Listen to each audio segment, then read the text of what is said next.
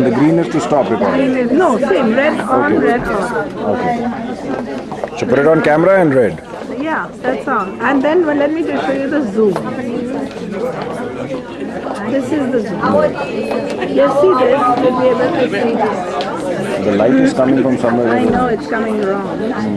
See, zoom in on So W is for zoom and T is for. Invitees are all here. We can start. And before I ask General Nariman to sing for supper, I will tell you what his special ability to speak on World War is. That I personal experience.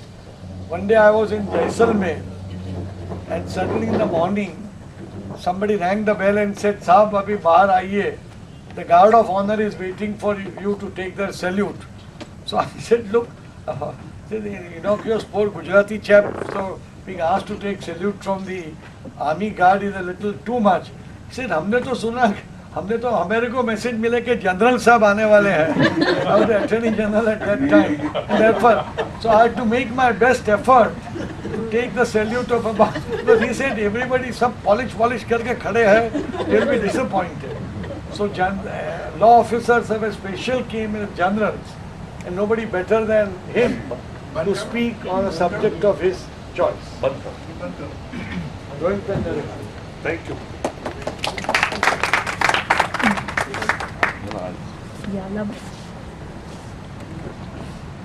I don't want this to be a lecture. So can we start in a slightly unconventional way? I want to ask you a couple of questions before I begin. First question is, who according to you won World War II? Second is, who were the great army commanders of World War II? Could I get some feedback from any of you? Army Commander Patton. Right. No doubt. Thank you. Any other answers? Montgomery. Sorry? Rommel. Montgomery. Montgomery. Churchill. MacArthur. MacArthur. The Russian who Zhukov. won the Battle of Kursk. Zhukov. Zhukov. Eisenhower. Who won the war? America. America. Yes? Roosevelt. Any other answer? Germany. Well, I would say Russia, but part of Germany. the Allies, I suppose. I think that's good enough as a response. Completely different. Yeah. Russia. Marshall Plan. Now I think I can begin. 30th January is a day writ large in infamy. 30th January 1649, Charles I lost his head. Charles I of England. 30th January 1948, Mahatma Gandhi got shot. And 30th January 1933, Hitler came to power. Now, the moment Hitler came to power, one very interesting thing happened in the very next month. As most of you know, the Reichstag there caught fire. The Reichstag is the parliament building. And some Dutch crank apparently set it ablaze. But the first thing that happened within a month of his accession was that all civil liberties were suspended. This is a very, very interesting and somewhat unknown phenomenon which took place immediately as soon as he became Chancellor. The other very interesting thing that took place within a year of his coming in was the Night of the Long Knives. Now all of you must remember that there was his secret police called the SA to start with. And Ernest Röhm was the chief of that police. Röhm and all the others got murdered. And that gave birth to the fanatical SS, Schutzstaffel. It is this fanatical SS that in fact saw to it that Germany was able to carry on a war for about 6 to 8 years. Because without this fanatical immediate bodyguard of Hitler, he might well have been assassinated. There were as many as 17 assassination attempts on him. Now, of the 17, most of them, if not all, were by army people. One was by some individual loner who happened to come in on November 9th, which was Push Day. And at the famous Munich Beer Hall, Hitler used to give a massive oration, and he did that every year from 33 onwards. And the oration usually lasted about 45 minutes. Now this time, as luck would have it, the bomb was to go off in the 35th minute. Hitler suddenly upped and outed in the 30th minute. And in the 35th minute, the entire hall was blown up. So there may have been no Second World War, because this happened immediately after the outbreak of the war in 39. The other great plot, which all of you must have heard of, is the plot where Stauffenberg, who tried 3 times and 3rd time unsuccessful. Now that plot again was a well orchestrated plot with a lot of army generals involved. And it took place very shortly after D-Day. You remember D-Day was 6 June 1944. This took place within a month and a half, 20th July. And apparently the reason why it failed, or the reasons why it failed, are many. One was that Hitler was in fact in Rastenburg, which is in the Wolf's Lair, his retreat in East Prussia. It was a hot day, 20th July. And because it was hot, they got out of a stuffy room and opened various windows on the first floor. That was one very important thing that saved it, because in a closed room, the bomb that ultimately detonated would have finished everybody. The second very interesting thing that happened was that when Stauffenberg actually landed from Berlin, he had a very short time within which to make up 2 bombs. Now he went into a particular room in order to change. Field Marshal Keitel was waiting outside for him. Hitler preponed the meeting to 12:30. And as a result,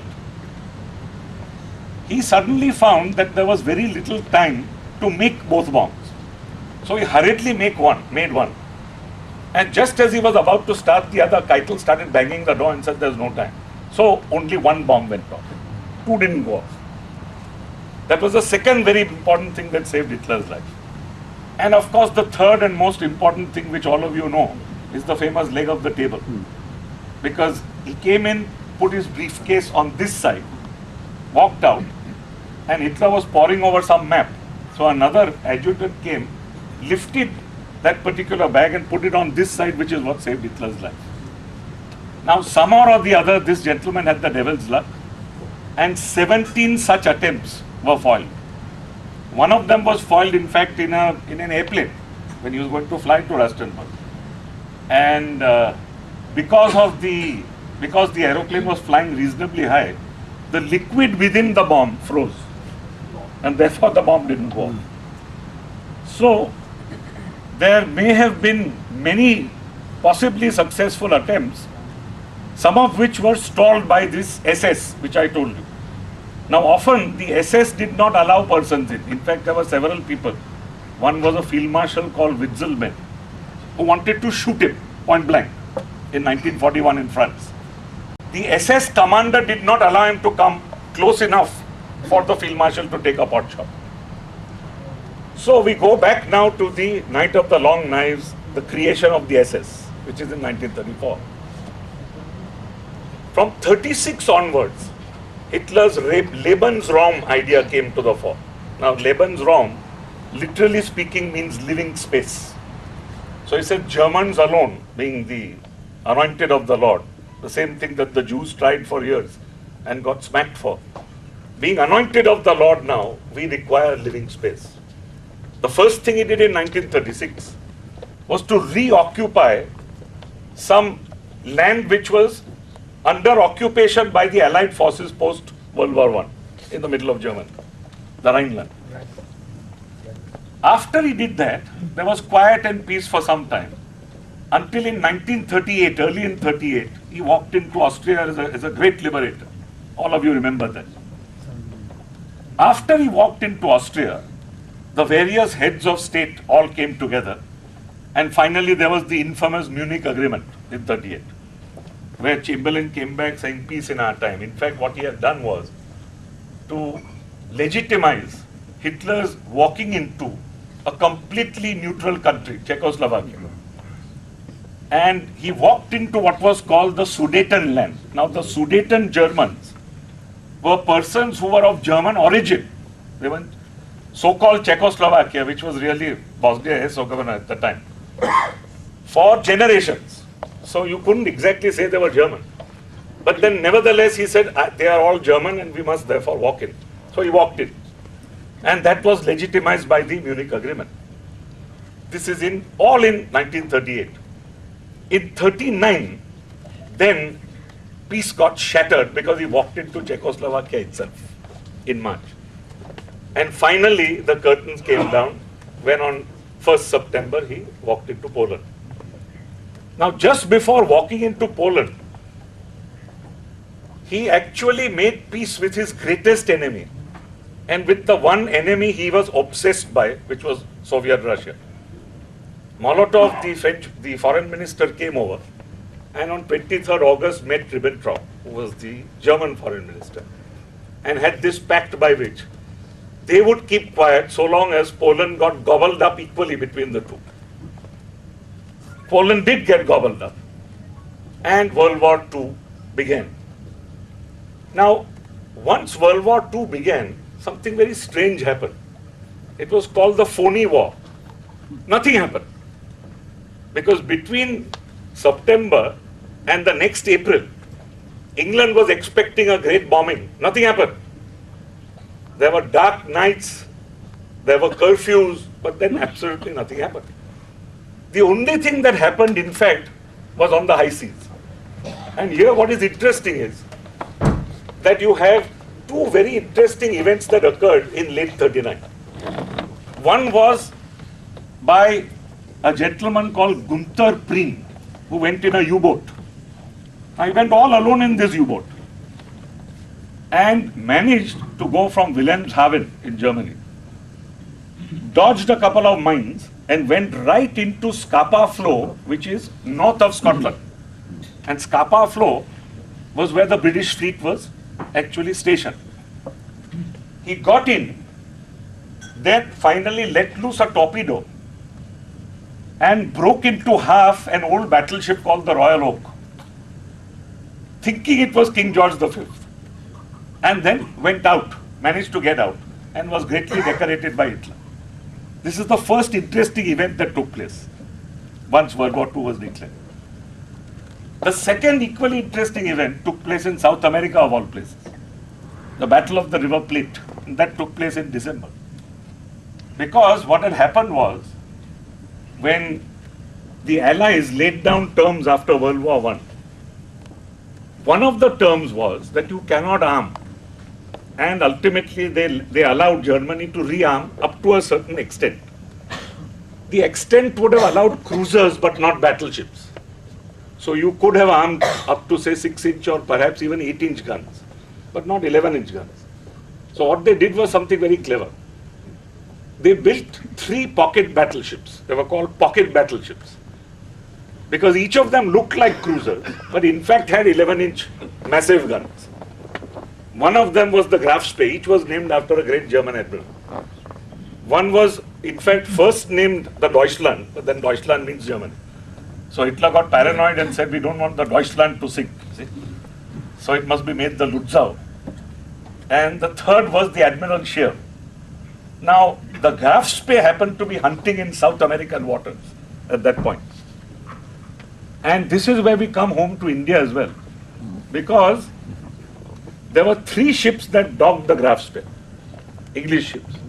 The Ajax, the Achilles, and the Exeter. Now the Ajax and the Achilles were both 6-inch cruisers. The Exeter was the bigger one, 8-inch cruiser. The HMS Achilles ultimately became our flagship after the war and became our INS Delhi, which was our first flagship. So these 3 ships all docked the Graf Spee, and then the Graf Spee went in to refuel at Montevideo Harbor, which is in Uruguay, as all of you know. Now, Hitler was always very chary of allowing his capital ships to go out, because he realized that in sheer strength of numbers, the British Navy had a tremendous advantage. So when these 3 were dogging the Graf Spee, and he was told that a large number of other ships from all over were coming to dog it, he gave orders that it should be blown up. Scuttle it, I don't want it destroyed. So exactly that was done in Montevideo Harbor. The captain, a man called Langsdorff, later shot himself. They were so upset. But one interesting postscript. This particular pocket battleship lay on the ocean floor, but its generators were dredged up. And those generators continue to run today in Montevideo and supply electricity to some small suburb. Such was their workmanship. So we come back now to the phony war. We've reached the end of 39. And in April 40, one of the great disasters of the war from the British angle occurred. Because just as Churchill as first Sea Lord in World War I had attempted to attack Gallipoli, which is, to attack Europe from the other end, and therefore try and finish the war early. And just as he found that Gallipoli ultimately turned out to be a great disaster fundamentally because Kemal Ataturk and his Turks fought valiantly, and in any case it was completely not feasible for the reason that they were at a height, so that anybody who landed could be shot below, which is exactly what happened. Churchill goofed up again, because in April 40, he attempted to have an amphibious Operation Quay Norway. And you had 2 sea battles which were successful, but unfortunately the land troops couldn't make it. And Hitler overran Norway in April. So almost the same mistake that was made in Gallipoli was made by him again in Norway, which he had to explain later. However, events moved fast, and then comes the fall of France. Now this is fantastic because France was a huge power. In 1929, in fact, 25, post-World War I, they had this huge Maginot Line. It was named after a Minister of War, which was to fortify and strengthen the long border between Germany and France. And very early, that is even before World War I, there was a general called Alfred von Schlieffen. Now Schlieffen in 1906 had in fact come out with a particular plan by which Germany could win World War I fighting on 2 fronts. Don't forget, it feared Russia at that time much more than France. So what he did was, he said there will be some pincer movement by which you will go in from the Low Countries, Belgium, Netherlands, etc. Then breach the Maginot Line this way, finally meet up a little ahead of Paris and go into Paris. And the idea was we'd finish off France because of this pincer movement and then deal with Russia. Now, as you know, the 2 pincers in World War I never met. So the whole plan went fun.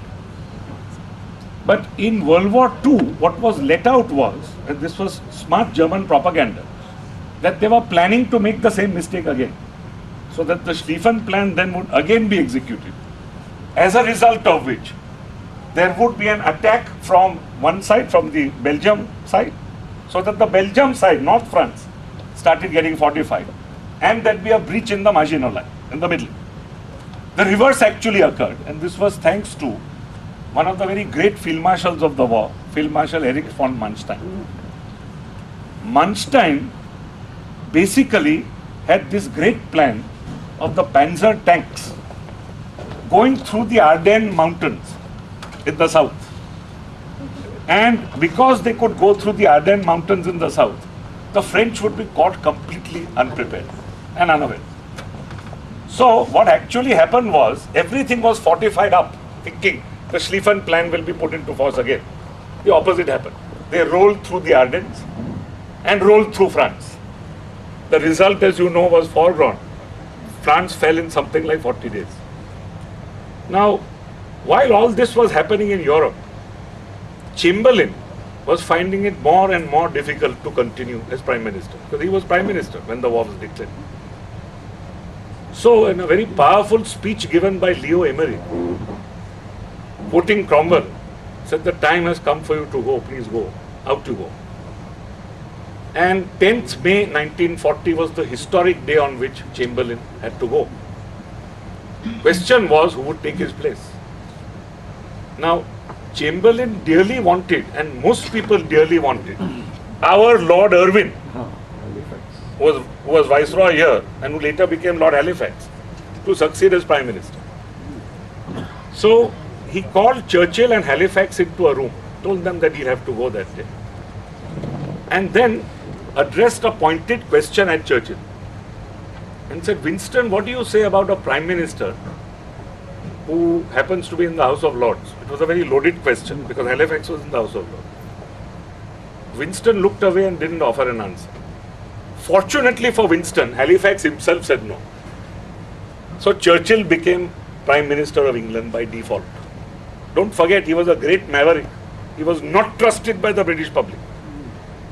And ultimately, this great Churchill that we speak of today, had he died without a world war, would have been an absolute nobody. So 10th May 1940 is the great day on which events moved to make him Prime Minister.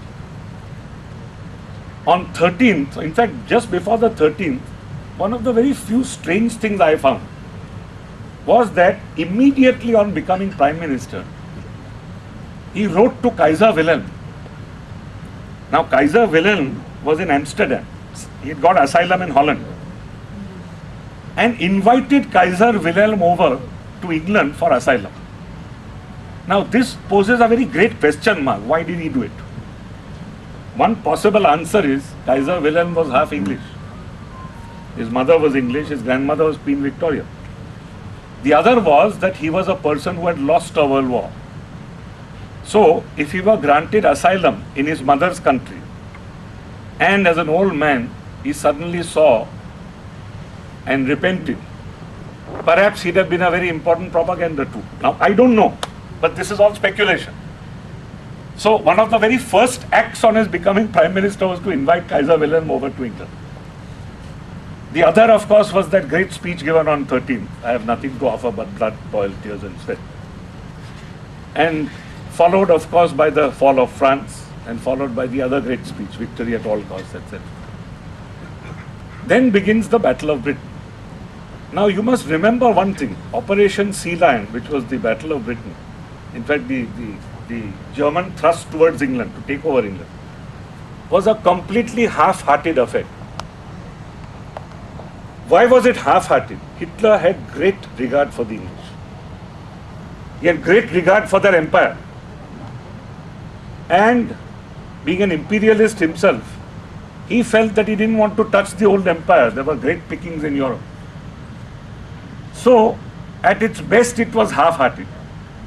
He only got incensed and gave a very famous speech in the Sports Palace Stadium, when Air Vice Marshal Sir Hugh Dowding suddenly decided that, look, we might be able to turn the madman, because till then they were busy bombing RAF craft in their hangars. There would have been no Battle of Britain had that continued. So what was decided was, let us now start bombing Berlin. So they started bombing Berlin, and the result that they foresaw ensued.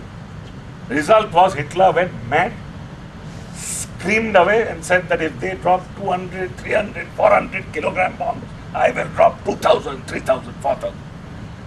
And exactly that happened, but drop it where? On London. So London then took the brunt. Planes were allowed to be manufactured and were able to get off the ground. This again is a very, very important thing to remember as to why ultimately the Battle of Britain was won. It was won for two reasons, according to me. One, the attempt was half-hearted. It was a sort of, we are waiting really to go into Russia. The second is we don't need England. Fortress Europe was already built by then. And the third was, in any case, the British fought extremely valiantly. Now, when all this took place in 1940, Hitler had really had his eyes on Russia and wanted to start a campaign in September 1940. For once he listened to his generals who dissuaded him and said, listen, that's too close to the winter. We'll all freeze, we won't be able. So he said, all right, we'll postpone it to the next year. So they postponed it to the next year. And in 41, the theatre of war then broadened. First it went to North Africa, because the Italians had some 8 almost useless divisions, which were trying their very best to hold out against some British divisions. But then the Africa Corps under Rommel, which was just 2 divisions of Panzer tanks, started in February 41. And as you know, they did brilliantly until El Alamein, which was in 1942 October. Now, before we go to El Alamein, we complete this part. So, the theatre of war in 41 begins with Africa now becoming an integral part of World War II.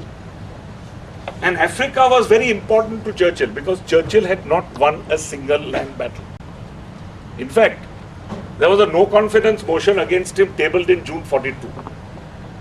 And the famous speech given was that the Prime Minister seems to win debate after debate but loses battle after battle. So he must go. The no confidence was defeated, but he desperately needed a victory. Now that victory again came in a very strange and unexpected manner. General Gott was sent to replace General Auchinleck, who had already replaced Lord Wavell, who became our Viceroy. General Gott somehow got killed in an air crash. And that is how the great Bernard Montgomery managed to come on the scene. He came on the scene on my birthday, 13th August in 42. Lucky. And lucky for him, yes. And the moment he came on the scene, things didn't look bright at all because Rommel was just finishing these people. Rommel was a tactical genius. His luck was that Rommel was ill. So that when the first Battle of Alamein took place, there was a sort of impasse. And it's the second battle which the British really won. Because when it started on 23rd October, Rommel was ill in Berlin. So for 4 days, the battle raged without Rommel. And ill Rommel came back on the 26th. Managed for 5 days a front which should have collapsed within half a day. And ultimately had to surrender. And El Alamein then happened to be the first land victory of the British. Now going back to 41, another very interesting thing happened. All of you have heard of the great Bismarck, not the Chancellor, the ship. Right? Now, the ship was perhaps, and I say perhaps because the only rival was the Yamato, which was a Japanese battleship, which had 18-inch guns, the largest ever. Bismarck had 15-inch. But it somehow was able to move at an extremely fast speed, 35 knots per hour. And its gunnery was perfect. So that when it was released as a raider in the North Atlantic on 19th May in 41, it went off the coast of Iceland and was met immediately by the Norfolk and the Suffolk, who were cruisers, the Rodney, who was a battleship, and the famous HMS Hood, which was the pride of the British Navy, an old battle cruiser with 15-inch guns just like the Bismarck.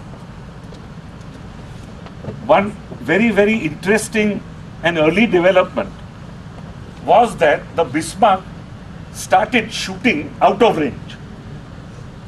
When it shot out of range, it suddenly found that it was really attacking the ships at the back and not the ships that it wanted to attack.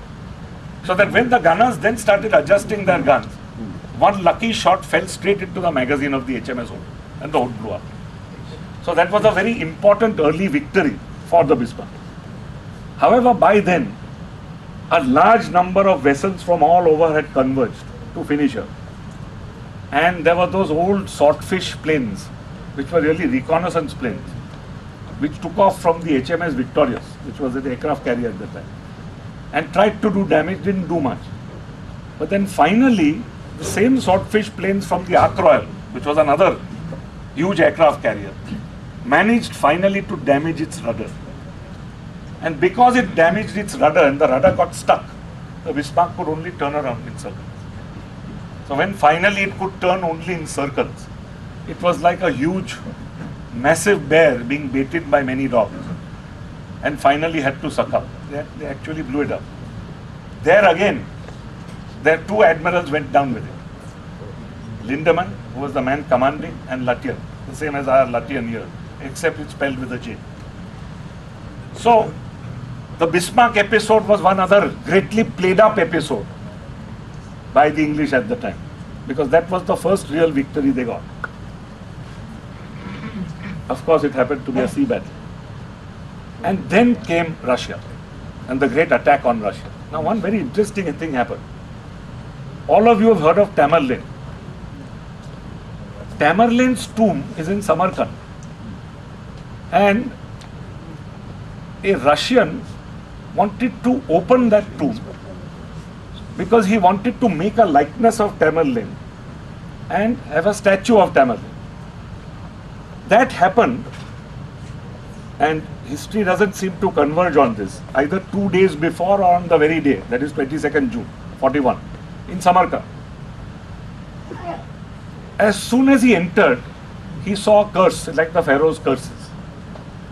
First curse was, whoever sets foot here and destroys me or attempts to mutilate my bones will be in trouble. And the second, when he actually opened the tomb, was another curse, saying that whoever opens this will find that this country will be ravaged by an invader worse than me. And somehow or the other, the invader actually came on that day itself.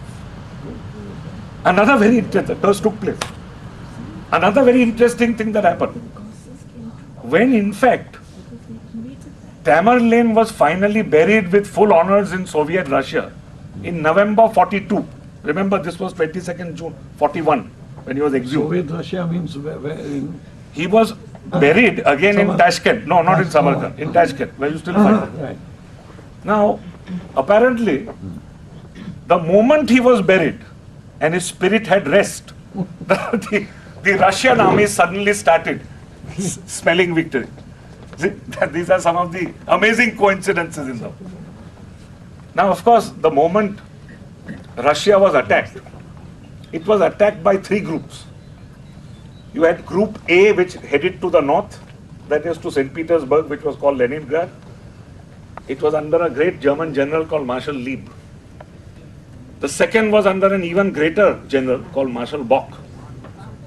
And the third was under the greatest, Rundstedt and Heinz Guderian. Now, Guderian was the ultimate champion of tank warfare. He'd written a couple of books, which you can read even today. And he is the only general who did not lose a single battle on the German side. He was a genius. He was Colonel General. Now, Colonel General happens to be a rank in the German army, which is just below Field Marshal. So it is the highest form of general. It is higher than any lieutenant, major, etc. And you are in fact a sort of, shadow Field Marshal. You are sort of on your way to becoming Field Marshal if you are a Colonel General. So we had these three armies thrust into Russia. The thrust was extremely successful. Hitler thought everything would be over within a few weeks, as it was in Poland, as it was in France, etc. There he was completely wrong. In fact, what happened was the entire Russian campaign got delayed. And this is another thing of a fact of great significance. It should have started somewhere in the beginning of May. It started only on 22nd June. Reason being apparently that Crete, Yugoslavia and Greece were posing problems. So they wanted first to subdue this part of Europe and then start. So it got delayed. The result of delay, of course, as you know, was catastrophic because the German troops were not ready for the Russian winter. The other thing was, despite the fact that they ultimately got into a Russia which was totally unprepared for the war, Stalin kept getting missiles from the English and thought they were all false. So that suddenly you had these huge armies penetrating right into the heart of Russia and actually destroying armies. Rundstedt and the great Colonel General Guderian actually destroyed 5 Russian armies. Completely destroyed 5 Russian armies when they took Kiev, which was a city in the south. They took Smolensk. They took everything except Leningrad and Moscow. They were due to take Moscow and would have taken Moscow because Moscow, Stalin followed a scorched earth policy, retreated behind. But for some unknown reason, Hitler called back these people. his general, and told them to go to the richer Ukraine. When finally the assault on Moscow was planned, which was 5th December, it was too late. By then the winter had set in. So the first major mistakes were made already. Leningrad was under siege, Moscow was under siege, neither was actually captured at all in the 3 years of warfare between these two giants. 42 then begins. And in 42, as I told you, you had the great Battle of El Alamein. You had very great Russian victories. There's no time, unfortunately, to go into all this, because they are victories of great detail and would take an hour by themselves. So I'll have to skip this whole thing and fast forward into 1943. Now in 43, Rommel having lost in Africa the Battle of El Alamein, first came across American troops at a place called Kasserine Pass, thrashed them in February. And the first taste of the war that the Americans got was a very bad licking. But then ultimately, because of fuel really, and because there were only 2 divisions, and Hitler didn't spare any further divisions from Russia, it was a foregone conclusion that the Africa Corps would collapse. It collapsed by June. But despite the collapse, despite the Americans coming in, despite Solis General Patton, it took 1 year for them to go into Sicily and then Italy. Rome fell exactly 1 year after the Africa Corps was disbanded. And don't forget, you have a direct entry, because from Africa you get into Sicily, from Sicily you get into the western part of Italy. Field Marshal Kesselring, another very great German Field Marshal, is the one who held out for over a year and managed to completely destroy both the Americans and the British at Anzio, where famous battles took place, and thereafter at a place called Casa Montesino, which was a monastery which got bombed. So virtually at the time that D-Day took place, which is 6 June 44, invasion of Europe, Rome fell. It took 1 year to fall. Then of course the great events of D-Day itself, 6 June, you had successful landings, they managed to get a foothold, and after they got that foothold, Germany then became desperate because they started losing on the Russian front as well. They were exhausted, manpower was scarce. Finally it came down to young boys who fought what was called the Great Battle of the Bulge, which took place in December 44. 3 tank divisions went under 3 great commanders. One was Sepp Dietrich, who was an SS commander. One was General Brandenberger, and one was Colonel General Hasso von Manteuffel. All 3 went for a thrust towards Antwerp from southern Germany. They almost succeeded. And unfortunately, as in Africa, they ran out of petrol. And because they ran out of petrol, these young boys who were commanded by these seasoned veterans, poor chaps, were all finished. One very interesting thing took place on 1st January 45. In Belgium, at a place called Chenogne, an American massacre of German prisoners of war took place, which is a very well hidden thing. 60 German POWs were shot in cold blood by the Americans as reprisals for American POWs being shot by Sepp Dietrich's SS forces. Then of course you had the final inevitable occurring. The war on 2 fronts couldn't continue. Germany collapsed.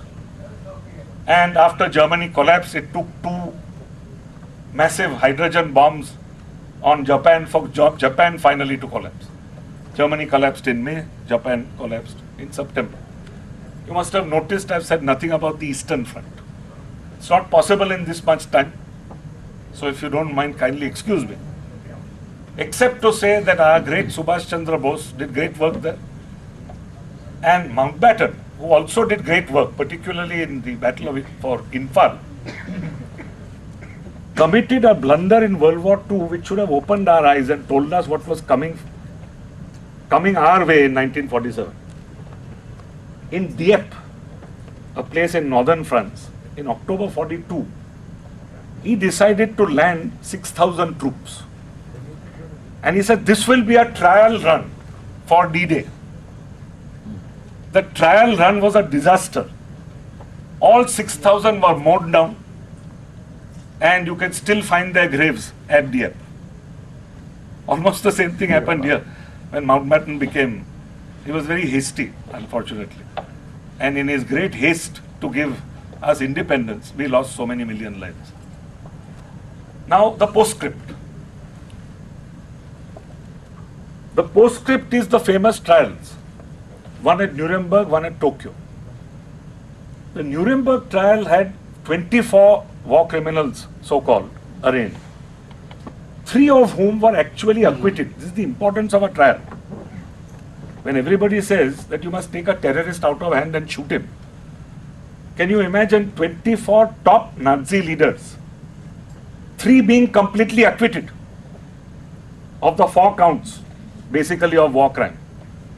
And the 3 who were acquitted were von Papen, who happened to be Chancellor pre-Hitler, Hjalmar Schacht, who happened to be the Chancellor of the Reich Bank, who turned the economy around for Hitler, and a small information ministry official called Fritsch. But it's important, 3 were actually acquitted. 14 were hanged. Of course, some, like Goering, escaped the gallows by 15 minutes. And others were given life term. Hess, poor chap, was given a life term. Others were given 20 years, 10 years. Donitz was given 10 years, etc. The Tokyo trial is of great interest. The Nuremberg trial had 3 of the victors sitting as judges. And as all of you know, Justice Jackson, who was a sitting US Supreme Court judge, came as prosecutor. And Biddle, who was an attorney general, sat as a judge. They reversed roles. But what is interesting is that so far as the Tokyo trials were concerned, there were 11 judges from 11 different countries, including Australia and New Zealand, including British India, which was a Calcutta High Court judge called Radha Binod Pal. He wasn't the only dissent, by the way. There were 2 dissents on all counts. Even the French judge dissented completely. And Radha Binod Pal's dissent was that, look, could you have conceived of Hitler living and not being tried in the West? Why isn't Emperor Hirohito standing trial? MacArthur, one of you named MacArthur, saw to it that Hirohito somehow or the other escaped trial. So, the ground given was that, look, the top man is not caught. How can you catch only the henchman? Therefore, I acquit the lot. It was a 1235-page dissent, Radha Binod Pal. The French judge also dissented and said that, look, you have dropped bombs on Hiroshima, Nagasaki, which is what Radha Binod Pal also said. Why are you not arraigned, the Americans, for war crimes? So these 2 dissented on all counts. The Filipino judge somehow went the other way. He also dissented but said that out of 28 of them, you've ordered only 6 hangings. Hang the lot. So there were dissents this way, there were dissents that way. And the Dutch judge was the guy in between who said, I want to acquit 6. But finally there were no acquittals in the Tokyo trials. But there were very few hangings, 6 out of 28, compared to 14 out of 24 then. So finally now we come back to the original theme, which is the victor writes history. I got various answers from you to my questions in the beginning. None of you mentioned Manstein. According to almost every single great army scholar, Manstein was the greatest field marshal of the war. 1. 2. Only Ashok mentioned Russia. Who won the war? It is Russia who won the war. It is not England, it is not the United States. It is Russia who stood out for 3 years against the might of the Wehrmacht and finally turned everything at the famous battle of the Kursk salient, which was the greatest tank battle known to history, July 43. So, that's the fag end now of my talk. Thank you all very much. questions. Thank you all again for your answers. I think your answers have also made it abundantly clear that the victor writes history. Because the greatest generals of the war were Manstein, Zhukov, Konev, Rokossovsky, 3 Russians, and any number of Germans. What about Americans? Rundstedt. Americans came at a stage when everybody was fagged out and there were young people. What about Japanese? Patton was undoubtedly a great general. But Patton didn't have to do much. He came at the fag end. Eisenhower only happened to be the coordinator of the forces, which Yamamoto. ultimately went in. What about Montgomery? Montgomery again fought in the smallest theater of the war, Africa, Turn the tide. and turned the tide for England, but didn't turn the tide of the war by any means. Because I told you that it took them 1 year after El Alamein, in fact 1.5 years after Alamein, for them to come up to Rome and even reach Rome because of another great field marshal, Kesselring. Yamamoto.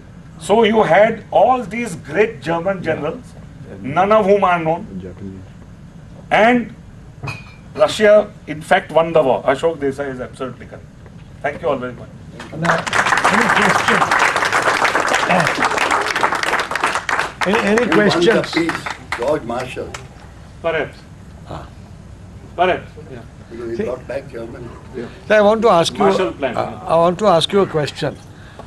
One thing which has mystified, for which I have not had good satisfactory answers, or one likes to read history of the war, is why did Hess, who was the deputy Führer, escape to England when Germany was on the triumphant march? Very good question.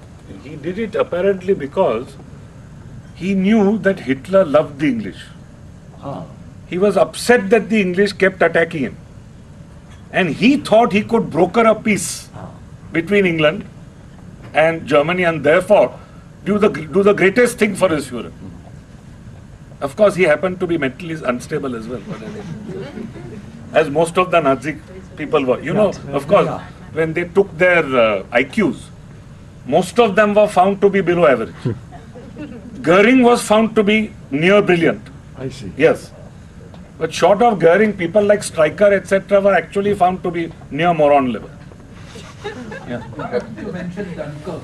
Sorry? Why have you not mentioned Dunkirk? You see, one can't mention everything.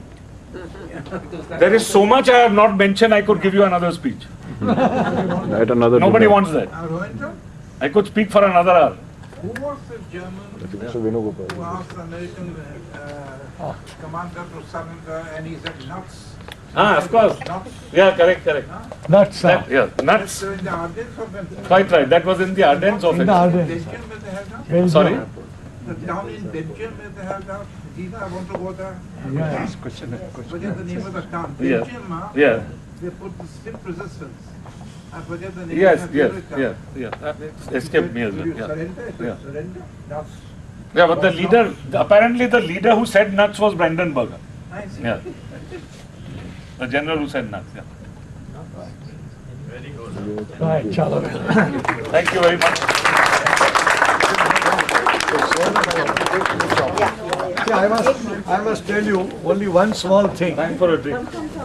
that like a good senior, Venu has come just in time. Mark is brief. All right, this is a little small token of our Like a good senior, he's come just in time for a drink. token of our affection. How sweet. Thank you very much. Thank This you. book has nothing to do with war. Thank you. Sanaya, congratulations again and again, and we are very proud of you. Our love to you. Thank you. One of the most remarkable things about the speech we heard was not only the memory of various names, but dates. And it is a warning to Sanaya in a very different way. The story of Mullah Nasruddin, who went to the Hakim and said, I am very worried about the memory of my wife. So the Mullah said, why? What's happening? Does she forget? Said, no, she doesn't forget. You have somebody who doesn't forget. One better is the football. They learn nothing and forget nothing. We must thank him, and now you're all waiting for your part If your past throats, Yeah, please I'm make an attack for the drink. Thank you.